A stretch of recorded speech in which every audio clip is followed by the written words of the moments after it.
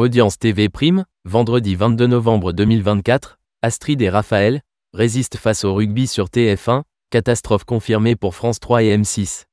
Ce vendredi 22 novembre 2024, France 2 diffusait la suite de la série Astrid et Raphaël. La fiction a-t-elle résisté au dernier test-match du 15 de France sur TF1 et à l'émission Que le meilleur gagne sur M6 ? Ce vendredi 22 novembre 2024, sur l'antenne de TF1 en première partie de soirée, le 15 de France entamait son dernier test-match face aux Argentins. Après une victoire folle face à la Nouvelle-Zélande, les Bleus de Fabien Galtier ont tenté de conserver cette même dynamique. Cette rencontre a fédéré 6,69 millions de personnes autour de nos tricolores, soit 34,8% de part de marché auprès des 4 ans et plus, dont 38% des femmes responsables des achats de moins de 50 ans. La Une s'est largement imposée en tête des audiences et termine cette série d'automne sur une bonne note. Astrid et Raphaël restent solides, France 3 s'enfonce.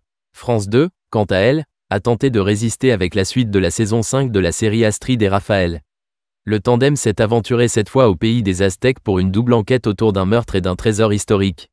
Cet inédit de la fiction signée JL Productions a captivé en moyenne 4,55 millions de personnes, soit 21,9% de part d'audience.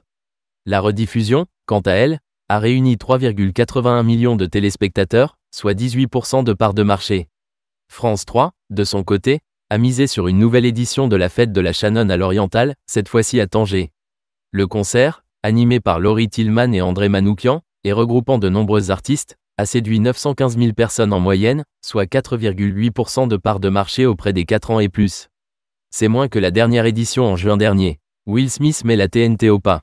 M6 a proposé une nouvelle édition de l'émission Que le meilleur gagne, quelques semaines après le premier numéro. Le public n'a pas répondu présent, avec seulement 1,11 et 1,13 millions de téléspectateurs ce vendredi 22 novembre 2024, soit 5,3% et 6,1% de part d'audience respectivement. Par rapport au grand retour de l'émission, la 6 est en baisse. La catastrophe s'est confirmée pour le jeu. Sur la TNT, TMC a diffusé un documentaire autour de la chanteuse Vita.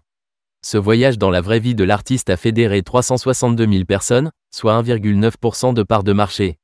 Cependant, la chaîne du groupe TF1 n'a pas réussi à rivaliser avec Men in Black sur TFX, qui s'est retrouvé leader TNT avec 742 000 personnes, soit 3,8% du public.